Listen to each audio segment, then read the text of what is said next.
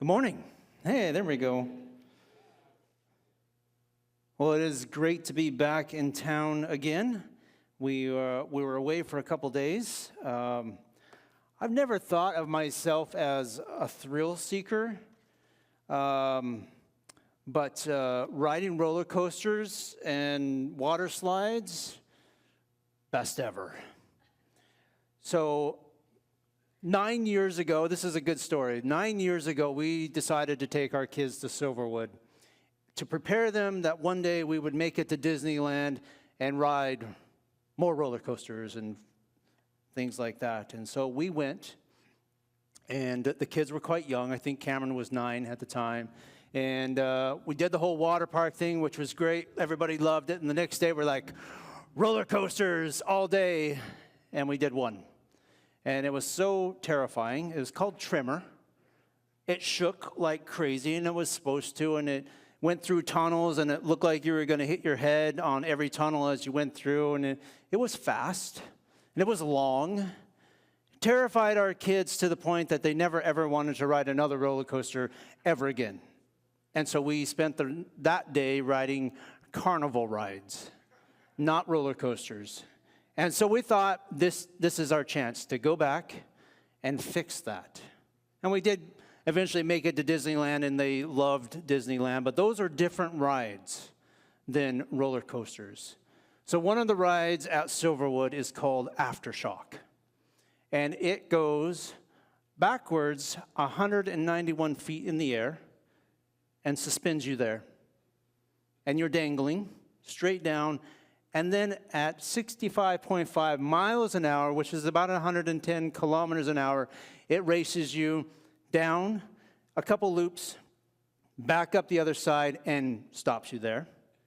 And then you do it all backwards, dangling from a harness.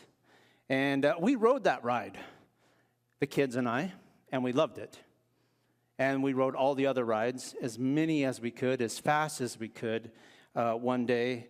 And we had a blast. And nobody ever got sick.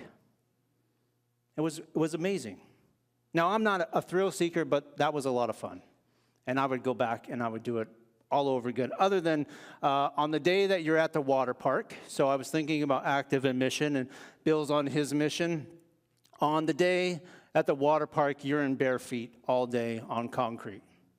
And you're up and down flights of stairs. I did 69 flights of stairs that day, so my watch says, and 22,000 so odd steps, barefoot. My feet hurt.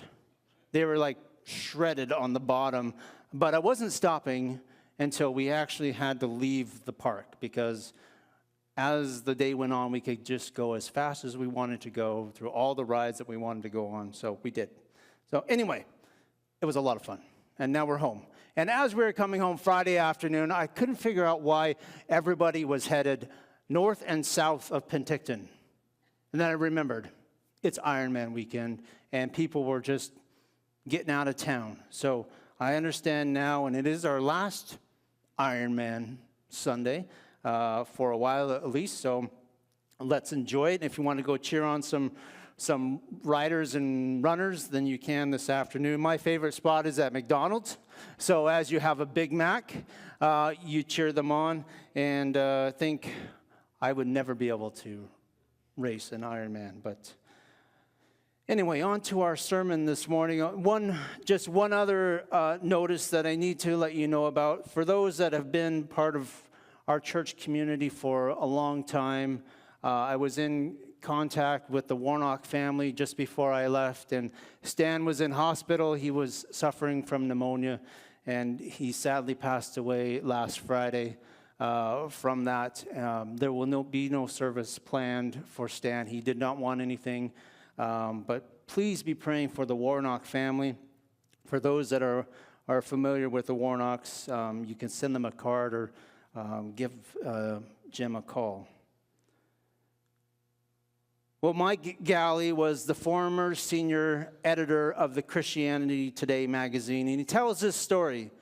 Mike was ready for some help. He had dropped the engine out of his Volkswagen Beetle, and he did not have the proper jack to be able to lift the car over the engine, and he didn't have one of those fancy engine jacks that lifts the engine out over the front of the car. And so he decided that he would call his friend Steve.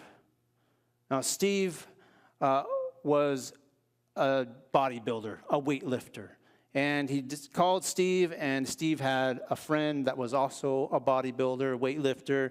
And he asked them if they would be willing, if it was possible, to lift the car out over the engine so he could pull the engine out in front. And Mike wanted to make sure that it wasn't going to be too big of a deal. Now, if you've met any weightlifter, bodybuilder people, their arms are about the size of your thigh. They're big. And so they chuckled at the opportunity and said, it's not a problem. The front of the car will not be too heavy. And before Mike knew it, the job was done, and it was all over. And he thanked them for their help, and he went on restoring his Volkswagen Beetle. But Mike and Steve became good friends after that. And this ginormous guy was also a gentle giant. He loved spending time with kids, and he would play dolls and race cars and play with them on the floor. Even when they were whiny and disobedient and obnoxious, here was Steve, this ginormous guy, meek and mild, sitting on the floor, being gentle with these kids.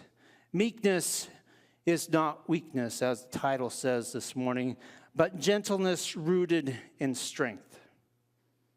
This morning we continue to look at the Beatitudes as Jesus instructed on the hillside to these freshly called disciples and to the crowd gathered around him. Last week we looked at what it meant to be poor in spirit and those who mourn. And today we're going to look at being meek and those that hunger and thirst for righteousness. Like last week, I'm going to read all of the Beatitudes this morning. They'll be on the screen here in a second. And if you want to follow along, we're in Matthew 5, verses 3 through 10. Blessed are the poor in spirit, for theirs is the kingdom of heaven. Blessed are those who mourn, for they will be comforted. Blessed are the meek, for they will inherit the earth. Blessed are those who hunger and thirst for righteousness, for they will be filled. Blessed are the merciful, for they will be shown mercy. Blessed are the pure in heart, for they will see God. Blessed are the peacemakers, for they will be called children of God. Blessed are those who are persecuted because of righteousness, for theirs is the kingdom of heaven. How does meekness differ from being poor in spirit? The first beatitude we looked at last week.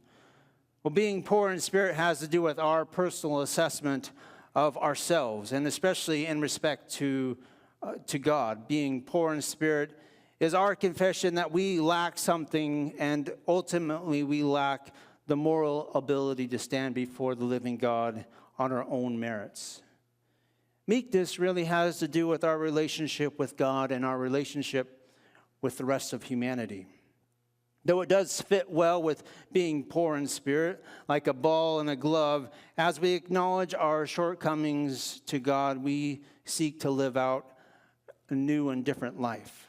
A life not marked out by our own agendas, but marked out by God's coming kingdom.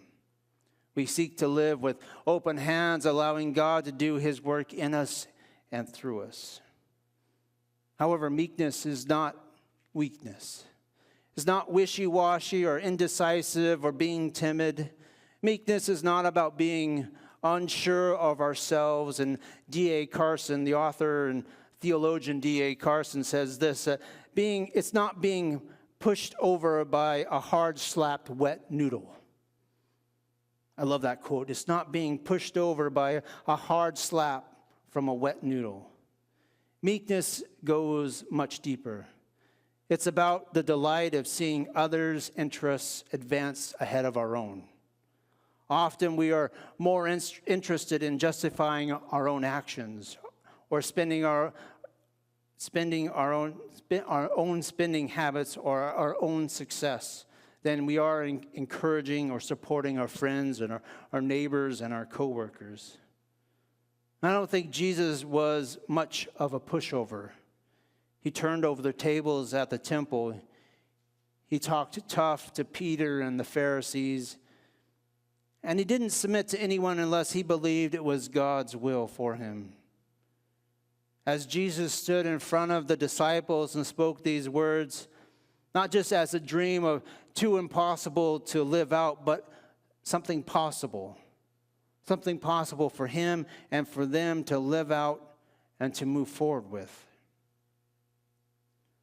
For anyone that was going to follow Jesus, the Beatitudes was something that Jesus thought was possible.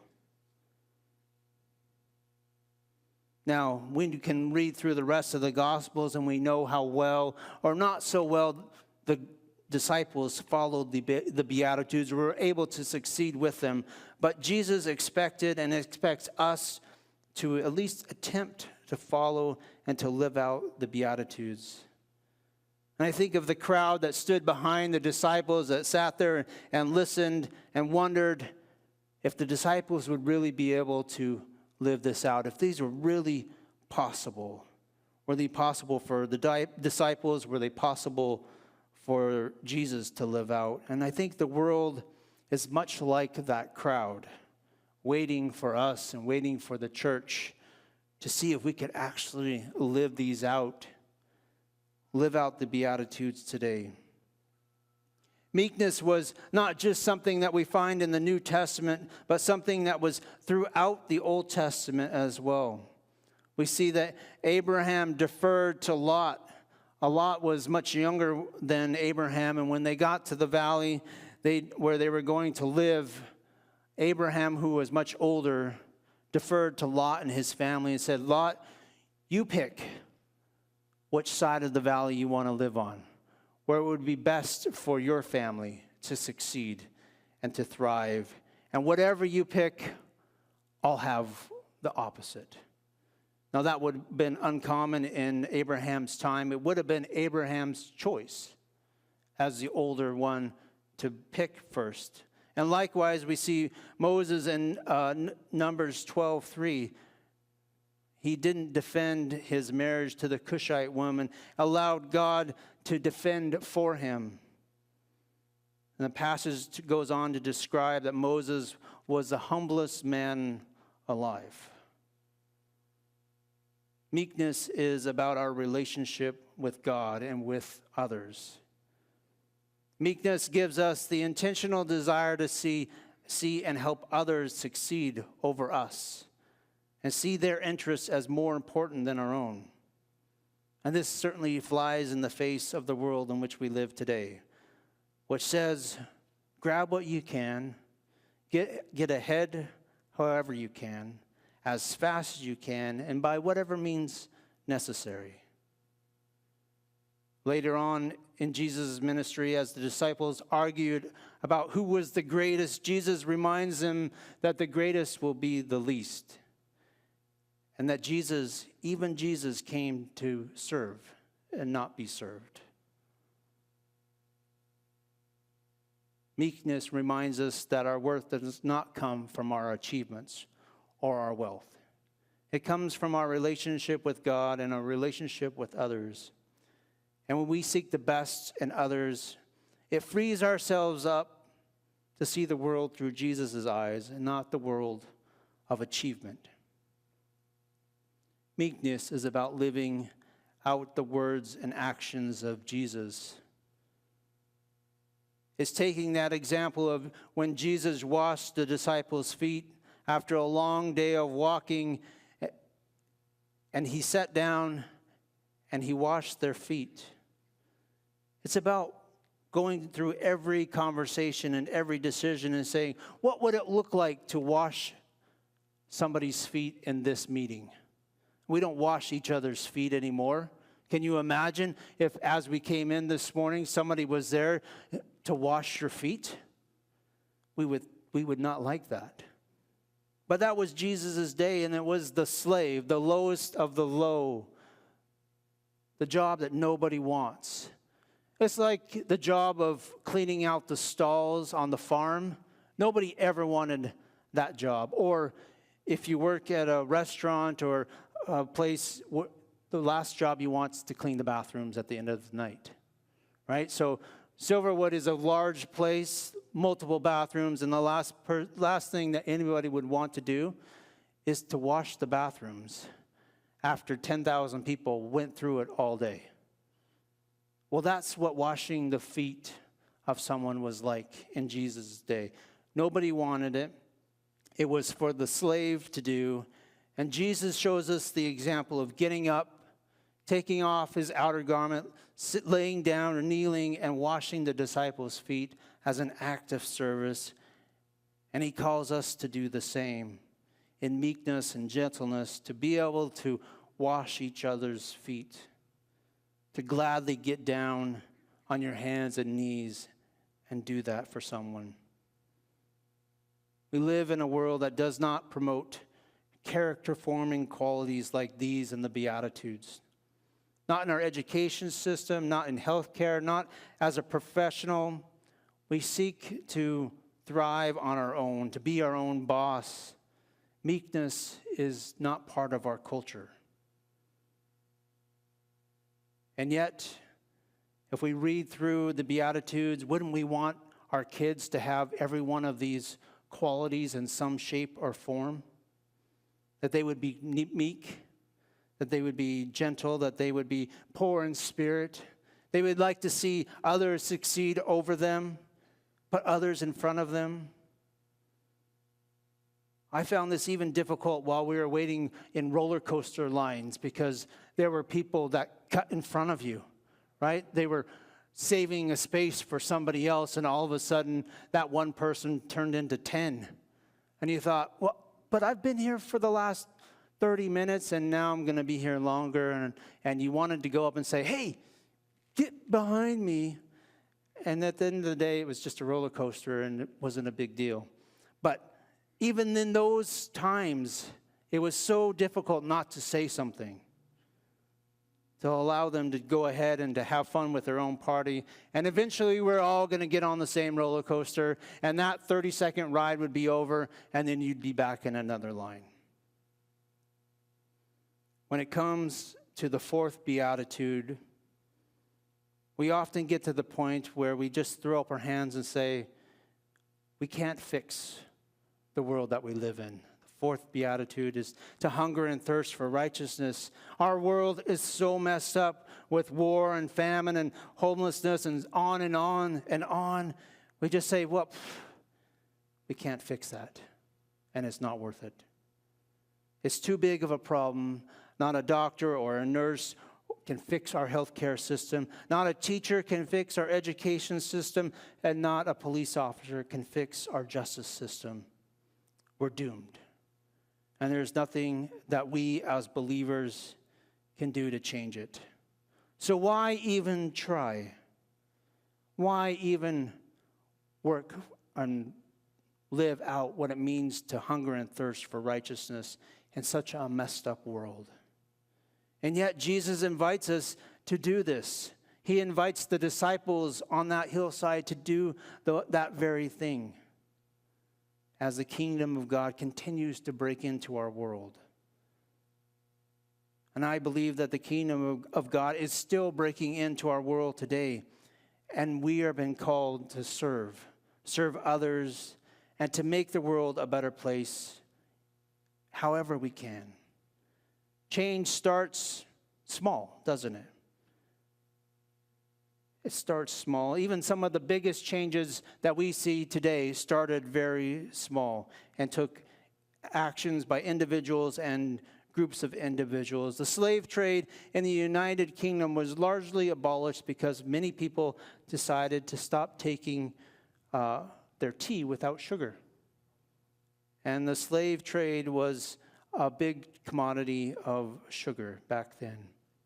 Every day we make decisions that impact someone or something else in our world. How much we drive, how many vehicles we own, how many clothes we purchase and where they come from, all have an impact on our environment. Our recycling efforts, our composting efforts, everything we do has an impact on something else. Now, spending a couple days in the United States, you'll come quickly to realize that every state is different. And we went from Idaho to Washington to Idaho, and Idaho to Washington, back and forth each and every day. And so everything was different. And you had to remember, oh, what state am I in? Washington. Okay, that's different than being in the state of Idaho, and then vice versa. And you quickly came to realize, as you had a can of Coke or whatever, that the recycling was non-existent, and that everything just went in the garbage and into the dumpster. And we could pat ourselves on the back up here in Canada and say, well, our recycling program is just superior. Well, it might be. But how much of that recycling actually makes it somewhere else and not the dump? And that's a question that still we face all the time. Or what I was really surprised about is how much people respected the speed limit in Washington, in Idaho, as opposed to Canada. And so as we drove down there, it's about a 5-hour drive, most people didn't go 5 miles over the speed limit, ever. I was blown up. We're in the middle of Washington State, and if you've been in Washington State, there is nothing out there, really. But people did the speed limit. And then we got back to Canada, and Brenton was driving up to Peachland, and he was doing the speed limit as he was supposed to, as he prepares for his test. We were being passed like we were sitting up on jacks. 10 to 20 kilometers over the speed limit. People were flying past us. It didn't matter if we were in town or on the highway. I was blown away. And then one guy with red plates decided to pass us on double yellow lines, and flew past us like we did something wrong. He was doing the speed limit, and he was driving just fine. And it's frustrating to try to do what's right, to try to teach your kids what's right. This is how you drive. You drive the speed limit. You do this when you drive, or you do that when you drive. Thirsting for righteousness is difficult. But we can take small steps towards God's kingdom coming here on earth. We could, if we are able, to walk to work 1 day a week, or take public transit. Ensure that we've recycled properly and into the correct bins. Help those that are in need, or help organizations that help those that are in need. We will not be able to fix many of the massive issues in our world, but we can start small and make an impact on another person's life or a group of people. Jesus started with the individual people, healed one person at a time, worked with 12 disciples. Yes, the crowd was all around him, but his focus was on 12. Meekness is not weakness, and thirsting for righteousness is not a lost cause. Jesus invites us to live out these Beatitudes and all the other ones every day of our life, one small step at a time. Just as Jesus healed one person, just as he walked with 12 disciples, and they often got it wrong. And Jesus patiently walked with them and helped them. It's much easier just to say, it's not worth it. Or it's not worth our time and our energy and our effort. But that's not the way Jesus looked at it, nor should we. Maybe just take one thing, one small thing this week. How's my recycling going at home? Some days I do a really good job, and some days I do a really poor job. What does it look like to be aware of my impact on driving my vehicle? And if you're an electric car owner, maybe that looks a little bit different. Or just making sure that your lights are shut off, even if they're energy efficient lights. when you leave the house, or you turn down, not that you need air conditioning today, but turn down or turn up your air conditioner, or turn down your heat 1 or 2 degrees to make an impact on your energy consumption. Little things that we can do to make an impact, helping those that are in need, seeing somebody that you know that needs help and providing that help. All are ways of helping those. So take one little step this week as we hunger and thirst for righteousness.